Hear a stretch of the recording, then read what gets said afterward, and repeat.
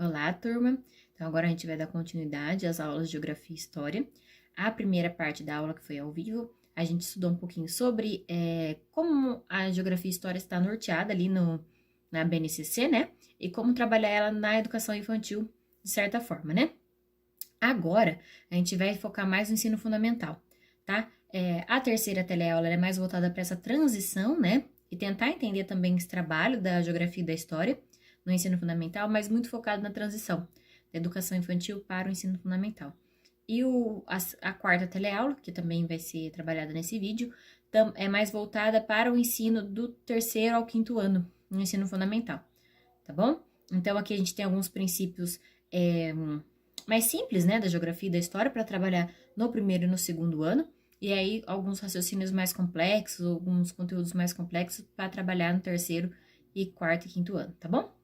Então, a gente começa com o ensino de geografia, e aí qual que é o objeto de estudo da geografia, né? E principalmente do ensino, como que a gente vai ensinar a geografia?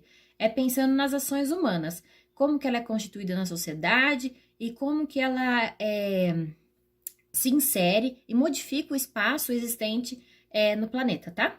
Então, a gente tem dois princípios pensando no ensino de geografia, que é o pensamento espacial e o raciocínio geográfico.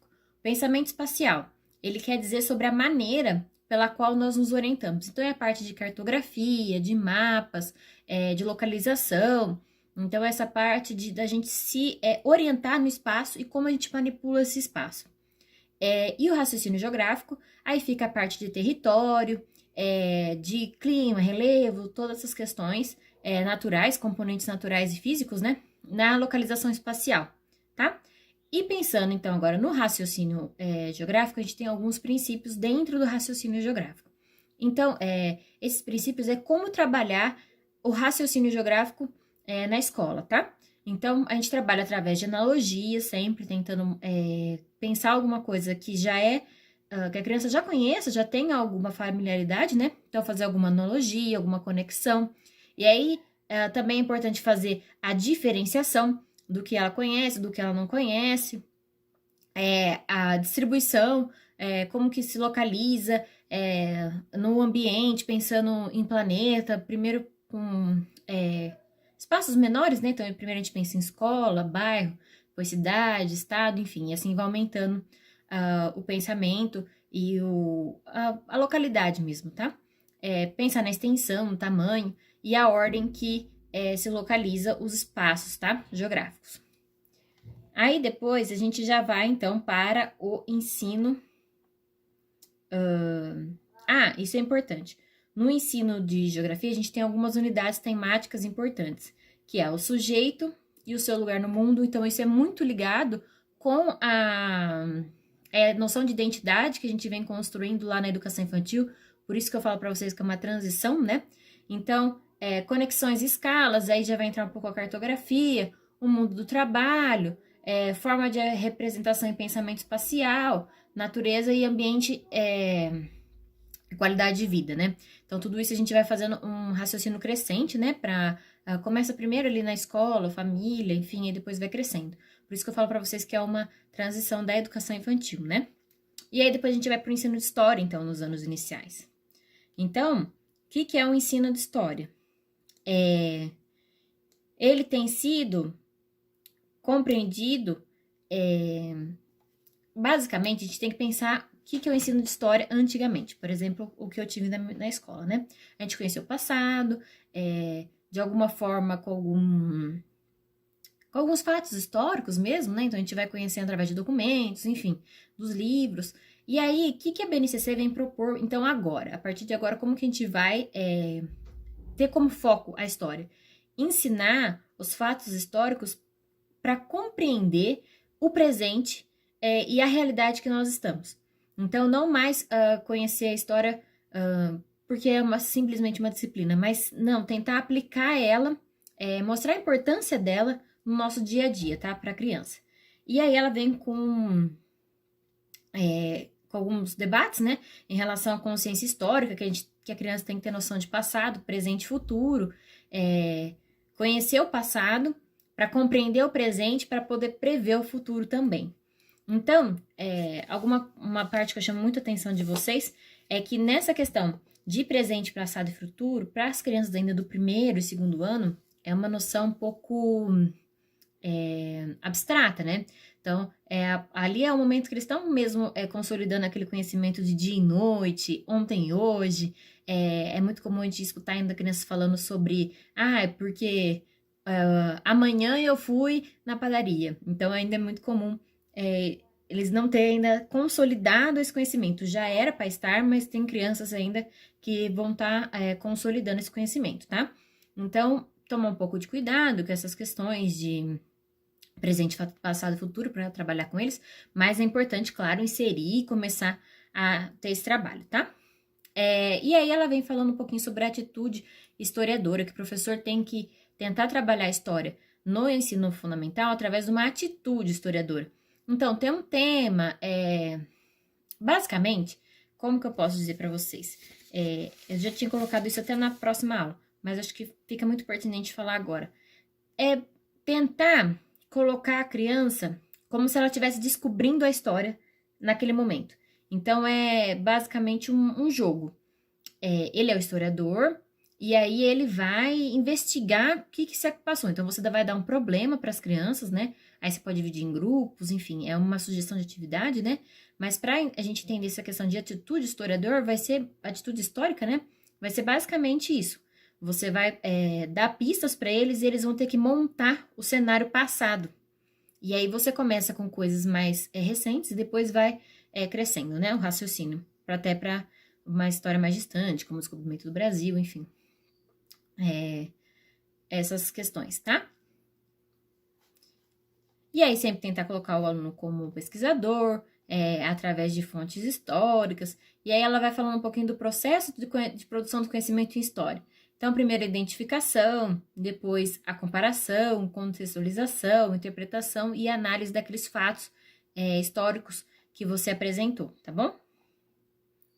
Aí, quando a gente vai falar um pouquinho então dessa transição, que primeiro a gente está lá no eu e o outro e nós, enfim, a gente está nesses campos de conhecimento lá na educação infantil. E aí, esse nós vai começar, principalmente os outros nós, vai começar a ter uma comunidade expandida. Então, o termo é esse, comunidade expandida. Que daí é o grupo social que ela pertence, enfim, ali qual que é a regionalidade que ela pertence, compreensão dos papéis sociais exercidos de cada indivíduo, a transição dessa compreensão do si para a consciência social. Então, na educação infantil, a criança tem muito a visão do fora, do outro e do espaço ser uma extensão do corpo dela. Então, aqui nesse momento no ensino fundamental, a gente vai começando a quebrar um pouco esse pensamento e aí ter essa questão de comunidade expandida, tá bom? Os resultados esperados são o desenvolvimento da identidade do aluno, reconhecimento dos papéis sociais, do seu próprio papel social enquanto estudante, desenvolvimento da alteridade, despertar princípios de cidadania e de noção de temporalidade, que é aquela questão que eu tinha falado para vocês, que aqui, principalmente no primeiro ano, né, eles não têm essa noção forte ainda de temporalidade, né? Algumas crianças ainda estão construindo, né? E é importante sempre colocar a criança como sujeito, né? Então, que ele é um ser histórico e sua história está relacionada com a sociedade que ele vive. Então, com aquela comunidade que ele vive, a história, e tentar sempre mostrar isso. Então, mostrar, por exemplo, a casa dele, as pessoas que estão envolvidas ali, qual que é a história, como que chegaram até aquele bairro. Então, que a história dele está envolvida com a história da sociedade, tá?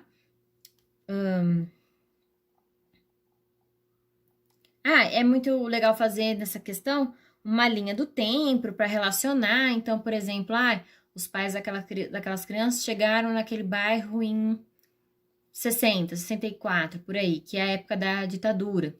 Então, você tenta sempre mostrar onde que estava, qual era o contexto histórico, o que estava acontecendo de importante na sociedade naquela época, tá bom? E aí a gente vai passar um pouco agora para os fatos históricos, né? Então, o que é um fato histórico? O fato histórico, ele a gente pode pensar, na verdade, como uma fonte histórica. Então, o nome correto, na verdade, é esse, fontes históricas. Então, o que seriam essas fontes históricas? Elas podem ser escritas, visuais, orais e materiais.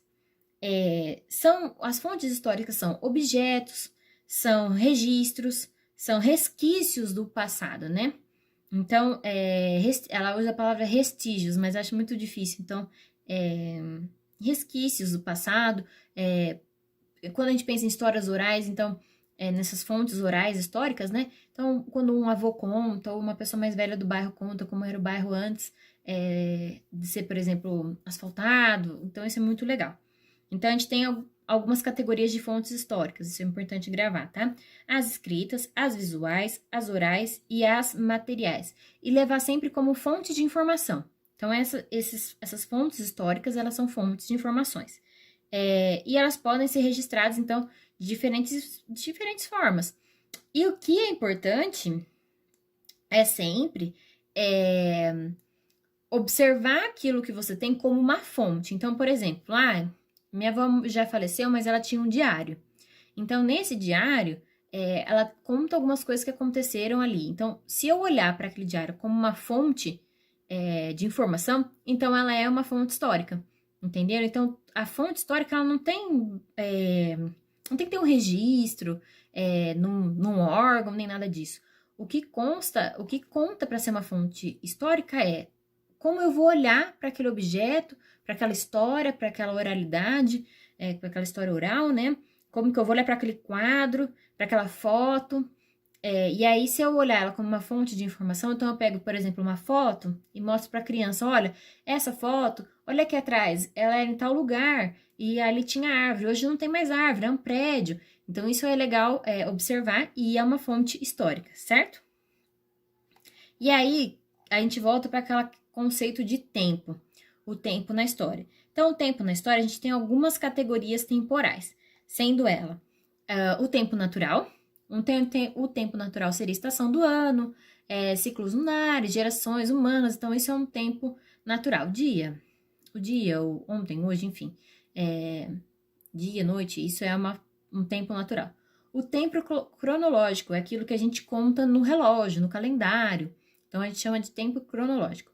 E o tempo histórico, que aí a gente marca o tempo de acordo com as mudanças sociais, tá?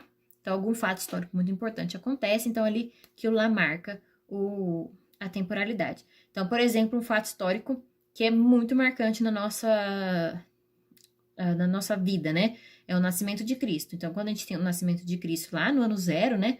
Então, a gente tem ali um fato histórico que mudou totalmente o calendário, por exemplo. Então, isso marca uma época que vai ser contada a partir dali o nosso calendário, certo? E aí, ela vem falando muito da espiral do tempo, né? E essa espiral do tempo, basicamente, é uma sugestão de atividade. Então, nessa espiral do tempo, o que a gente vai fazer com o aluno? Tentar pegar várias histórias dos alunos, né? Então, pensar em nascimento, data do aniversário dos pais, de nascimento dos pais, dos avós, e aí você vai formar uma espiral com cada história. E aí tentar entender o que se diferencia e o que se iguala ali. E ali você vai formando uma espiral com as idades dos alunos, né? E provavelmente vão ser muito próximas, né? E aí você vai mostrando o que se iguala, o que se diferencia. E isso é muito legal para eles entenderem o tempo, né? Por exemplo, eles nasceram em tal época e agora já estão com tal idade. Então, isso vai mostrando questão de passado, uma noção de passado, de presente, de futuro para eles, tá? E aí, ela voltando em cima dessa questão da transição da educação infantil para o ensino fundamental, aí ela cita Vallon, né? Falando das questões, da interação da criança com o meio. Então, primeiro tem uma interação motora e depois com a linguagem, quando eles são pequenininhos, né? Então, eles interagem com o meio ou com nós mesmos, né? Com os adultos, através do choro, de reflexo. E aí, depois com a linguagem, oral ou não, né? Mas já com uma linguagem. E aí, depois eles têm uma percepção de mundo, que é aquilo que eu falei para vocês, que primeiro eles acham que o mundo é uma extensão do corpo. E depois eles entendem que eles fazem parte do mundo, né? Que eles são sujeitos integrantes do mundo. Então, isso é importante. E aí, ela vem falando um pouquinho de noções da educação infantil e do ensino fundamental, né? Então, na educação infantil, o que é importante trabalhar em história e como isso também vai ser trabalhado no ensino fundamental depois. Então, noção de comunidade, identidade, alteridade, na educação infantil, conhecimento e construção de relações com os mais próximos, noções de espacialidade associada ao desenvolvimento, né, da corporeidade, noções de tempo cronológico. Então, a gente vai começar a desenvolver isso na educação infantil. E aí, depois, no ensino fundamental, a gente vai ampliar essa noção de comunidade para a comunidade expandida, né? A construção de identidade a partir da relação com o outro, reconhecimento de papéis sociais, a alfabetização cartográfica já é iniciada logo no primeiro ano, e depois a atitude historiadora, reconhecer os diversos registros narrativas da história, certo? E aí, por fim, ela vem falando um pouquinho do museu como um espaço educativo, e é muito legal levar as crianças ao museu, mas sempre tem uma intencionalidade, então não levar de um passeio por passeio. Lógico que é gostoso sair da escola, mas tentar levar como uma noção de que você está indo visitar um lugar para conhecer algo. E sempre tentar levar quando aquilo tem alguma coisa a ver com o que você já está trabalhando em sala de aula, tá? E não só deixar ir por ir no museu. Então apareceu uma oportunidade no museu, eu vou lá por ir. Então, se você tem uma noção, não, vou ter uma oportunidade no museu, tentar entender o que aquele museu vai trazer, quais são os fatos históricos, as fontes históricas que vão ter ali, e tentar trabalhar antes com a criança, antes de ir para o museu, e aí vai no museu e depois trabalha o pós, tá? Sempre tentar ter essa noção de trabalho com a criança antes, durante e pós, tá? Principalmente na visita ao museu. E aí a gente já vai para a quarta aula, que é mais focado no terceiro e quarto ano do ensino fundamental. E aí a gente vai falar um pouco, então, já de conceitos, né? Então, espaço geográfico, pensando primeiro no ensino de geografia, né? Então, espaço geográfico. O que seria esse espaço geográfico? Ele é um local, um produto histórico, né? A gente pode dizer assim, formado por elementos naturais e culturais, mas principalmente por elementos naturais, né? Então, quais são os elementos naturais que formam aquele espaço geográfico? Isso é muito importante a gente sempre tentar pontuar com as crianças, tá? E aí, a gente tem dentro do espaço geográfico 3 termos muito importantes, que é a paisagem, o território e o lugar. Então, o que seria paisagem? São aspectos do espaço geográfico que a gente compreende com os nossos sentidos. Então, o que seria isso? Então, são espaços. A paisagem é o que eu posso ver, o que eu posso sentir, o que eu posso tocar. Então, isso é uma parte, isso é a paisagem, certo?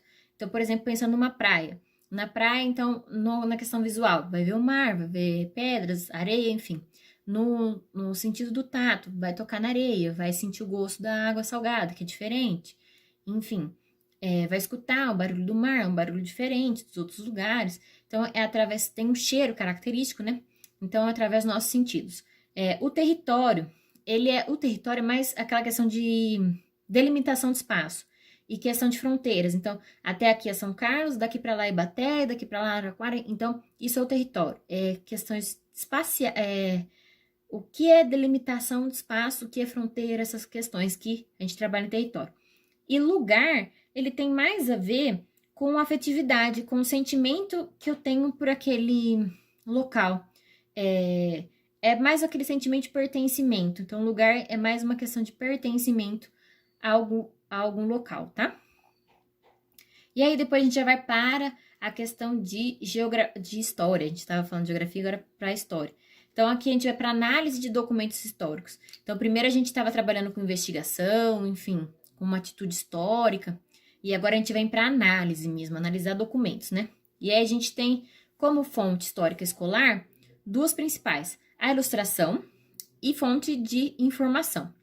Então, a gente tem a ilustração, que muitas vezes ela é usada como um reforço da ideia que é expressa pelo professor, né? Então, por exemplo, eu estou falando lá do descobrimento do Brasil, então eu mostro uma imagem, ela até cita lá na aula aquela imagem da primeira missa, enfim. E aí a gente usa sempre como para afirmar, né? Aquilo que eu estou dizendo. E fonte de informação é uma análise crítica, embasada em questões sobre a produção e a circulação daquele documento, tá? E aí, para fazer uma análise do documento, a gente tem algumas etapas, tá?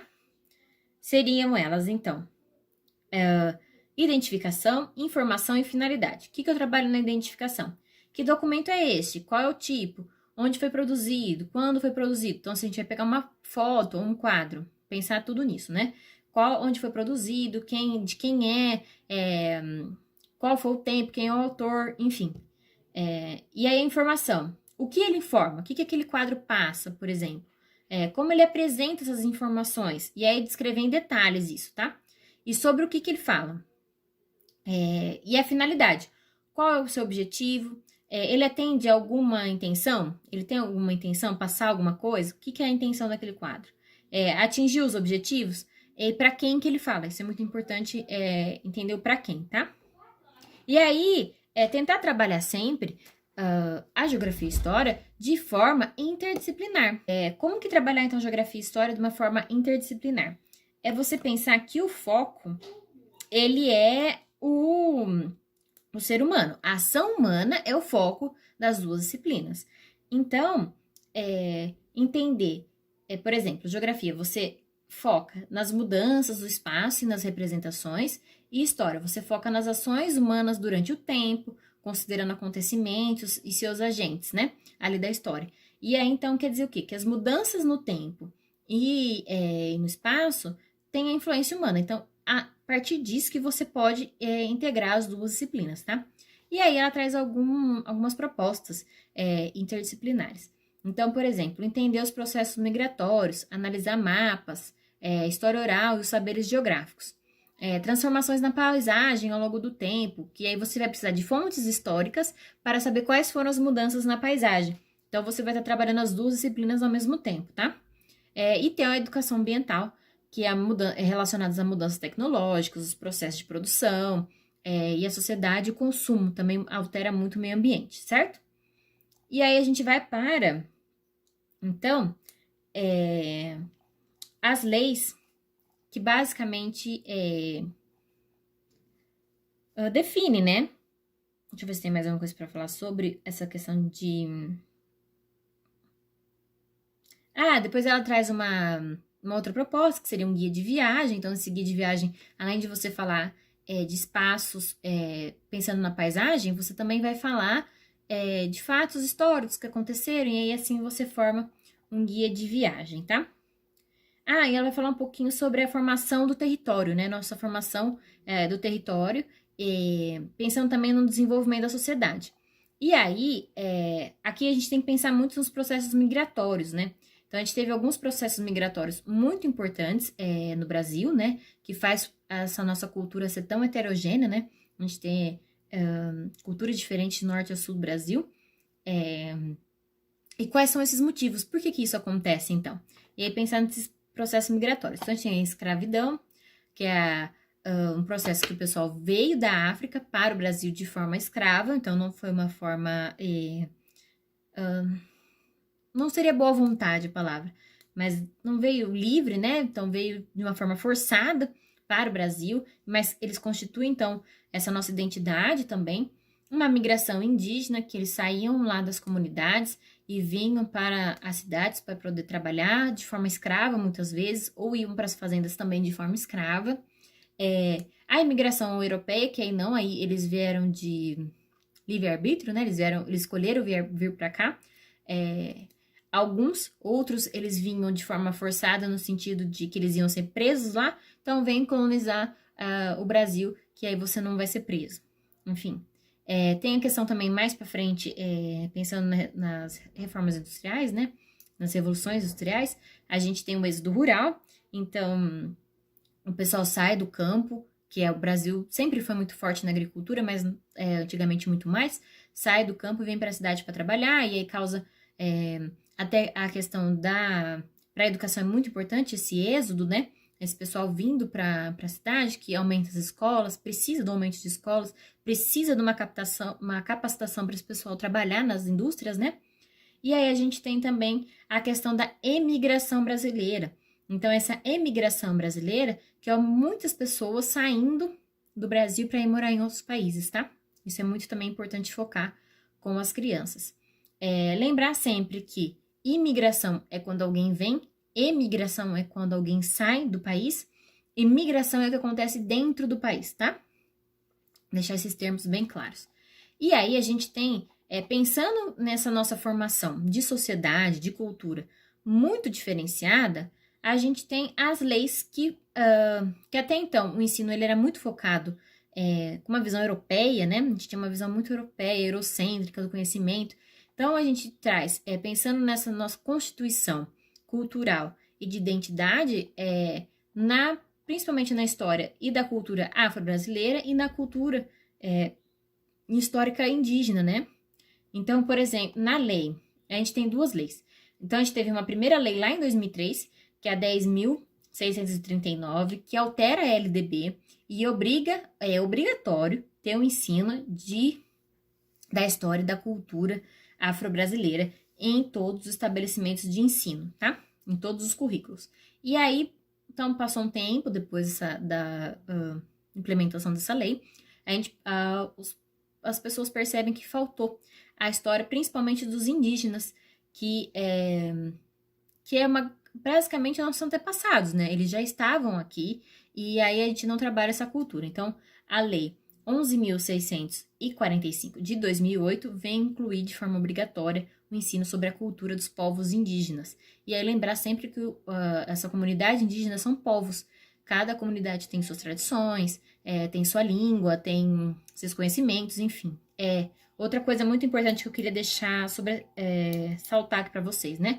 Ressaltar aqui, que principalmente nessa questão indígena, os termos que a gente precisa usar. Então, foi convencionado que a gente não usa mais, por exemplo, falar índio. A gente não vai falar índio para criança, a gente vai falar indígena. A gente vai falar povos ou comunidade, e não aldeia. Porque é muito difícil ter alguma aldeia no Brasil, né? E muitas vezes eles nem usam esse termo. Então, para nós que não somos indígenas, a gente usa termos povo indígena e usa o termo que seria aldeia, a gente usa como comunidade indígena, tá? E não usa mais o termo índio, certo?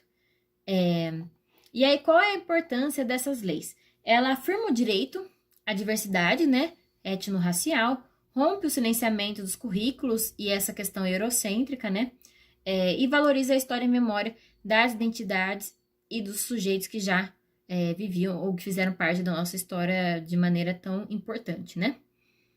E aí, depois, por fim, para finalizar, né, claro, a gente tem as tecnologias digitais e não digitais, então as TICs, né?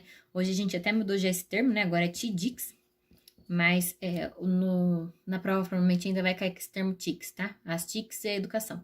TICs é tecnologia da informação, acho que é isso que significa, tecnologias da informação, que significa TICs. E o que seria? Tecnologias, então, eles não abordam só como as tecnologias digitais, mas também as não digitais. E aí, lembrando que tecnologia é tudo que o homem constrói ou modifica para o seu uso. Então, por exemplo, quando o homem pegou uma pedra e usou aquela pedra para acender fogo. Então, ali, ela é uma tecnologia, porque ele pegou algo que tinha uma finalidade e deu outra finalidade, transformou em outra coisa para o seu benefício, tá? Então, isso é tecnologia. E aí, a gente tem que usar como instrumentos de mediação, observação, coleta de dados, pensando naquelas questões de fontes históricas e organização, tá? De dados também. E a gente tem dois tipos de tecnologias que eles destacam aqui, as digitais e as não digitais. E aí, eles mostram na competência 5 e 7, né, da BNCC, que é obrigatório o uso das tecnologias. Eu já venho falando bastante para vocês sobre as tecnologias, né, da informação, que eu acho que não tem como a gente mais ignorar, né, e passar por cima, no sentido de que não existe, não vou aceitar celular em sala de aula, não vou aceitar ir para uma sala de computação, ou mesmo outras tecnologias, não vou aceitar, vou só usar as minhas tecnologias que são giz lousa ou caneta e lousa, enfim. A gente tem que se incorporar, porque o pensamento das crianças hoje vem com uma forma diferenciada, né? Não é mais aquele pensamento linear. Nunca foi, mas hoje muito mais, né? No sentido de que eles aprendem tudo ao mesmo tempo, principalmente aquela questão do simples para o complexo, hoje já não funciona mais tanto. Eles transformam, o conhecimento deles é em rede hoje, né? Totalmente diferente. E aí ela apresenta algumas possibilidades para trabalhar as tecnologias em sala de aula. Então, documentos históricos, originais e cópias digitalizadas, então isso é uma tecnologia, de alguma forma. E aí ela pode ser não digital, no sentido dela ser física, né? Mapas físicos interativos. Então, quando o físico ele não é digital, mas quando ele é interativo, ele é digital. Então, aqueles mapas que a gente projeta na parede, ele vai se mexendo, você vai podendo ver. O Google Maps e o Google Earth, que são muito legais para trabalhar com as crianças, né? Jogos de tabuleiro e jogos online. Visitas virtuais em museus é muito legal. E acervos digitais. Então, visitas em museus é muito legal fazer com as crianças, eles gostam muito. Porque, às vezes, muitas crianças não vão ter a possibilidade de ir, por exemplo, para Londres ver algum museu. Então, se você apresenta ele de forma digital, projetando ele, né? Então, as crianças conseguem ter esse conhecimento também.